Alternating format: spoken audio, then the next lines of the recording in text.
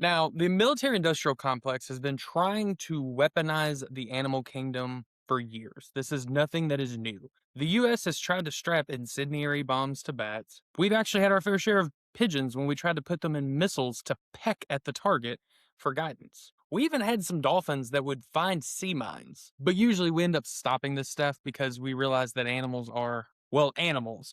They really don't care about geopolitics. They don't care about war. They really just care about snacks and mating.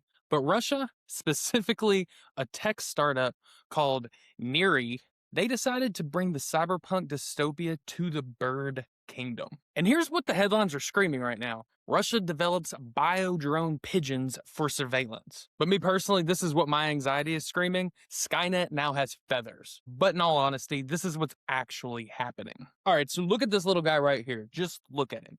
He looks like he's wearing a little bike helmet that he got down at the Dollar General. This is a rock pigeon. The thing on its head is a neural interface. The company Neri claims to have successfully implanted this hardware into the bird's skull. It connects to the brain, and when it's paired with its little backpack containing a GPS and controller, you get a bio-drone. Now, when you hear bio-drone, you're probably thinking about a guy in a shipping container in Nevada with an Xbox controller, flying this pigeon like it's a frickin' F-22, bank left, do a barrel roll, deploy the tactical poop missile. But that's not actually what is happening. So it's time for some science. So this isn't actually mind control in the sense that we take over the bird's whole thought process and soul. What it is, it's an intracranial micro stimulation. So basically, the bird can be flying along, thinking about seeds and whatever trash it can pick up, and then the operator can push a button. That button signals the implant, and that implant zaps a specific part of the bird's brain to make it feel a small sensation. Think of like it seeing a flashlight or a weird urge on the left side. The bird realizes that and says, "Oh, that's weird. I better turn left to get away from that." They aren't technically piloting the bird, they're just annoying the bird into a specific direction. This is essentially the difference between driving a car and sitting in the passenger seat, being a backseat driver, yelling, "Turn left, or I'll slap you." So, is this actually real? Yes. The startup does exist. The hardware does exist. They have done test flights of this. Is it scientifically possible? Absolutely.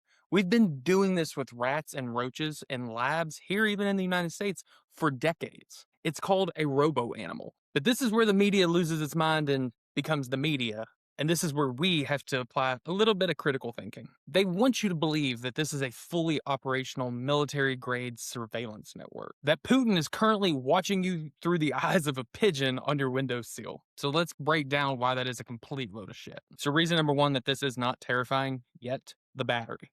Do you ever see how fast your phone battery dies when you leave your GPS on? Now imagine strapping that battery to a bird that weighs less than a can of soup. The standard drone can fly for maybe 30 minutes. A bird can fly for hours if it isn't carrying a brick on its head. The payload capacity of a pigeon is terrible. If you put a high def camera, a transmitter, a brain chip, and a battery on a pigeon, that bird is not flying even into Ukraine.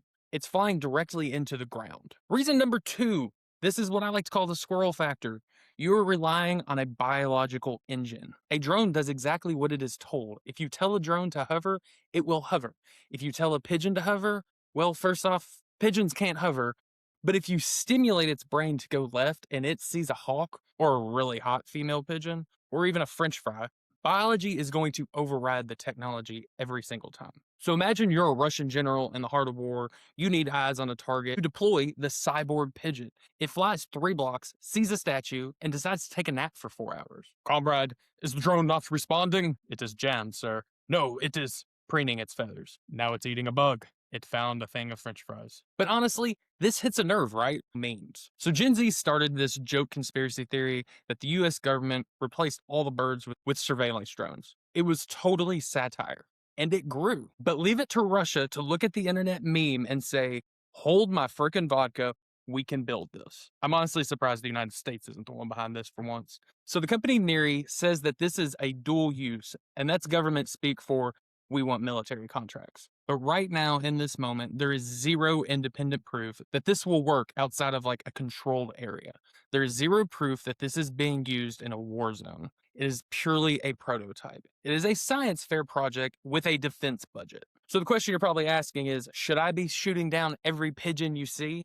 No, please do not do that. That is illegal. and generally weird behavior. This is simply just an absurd but true moment. It is a real attempt to turn biology into technology. It shows that the future of warfare is, in fact, getting weird. We are moving further and further away from tanks and men on the battlefield and more towards cyber organic systems. But for right now, it's just a bird with a mild headache and a backpack. It's not the Terminator. It is the Terminator if the Terminator could be defeated by a heavy breeze or a well-placed window frame. So the next time a pigeon looks at you funny, it's probably just hungry. But I will say, there is a non-zero chance that it is a Russian beta test. And that's the kind of high-proof paranoia that we live for on this channel. So look, guys, if you like this fever pitch dream of a history lesson, smash the like button because it's a government drone. Subscribe for more obscure, random things about history. And let me know down in the comments, if you could remote control any animal, which one would it be? Why is the answer a grizzly bear? Cheers, guys. I appreciate you. If you guys have any more video ideas, let me know down in the comments. I want to know what you guys think about this. This is something that's going on today in modern time. But ladies and gentlemen, until next time, keep your powder dry and your birdseed hidden.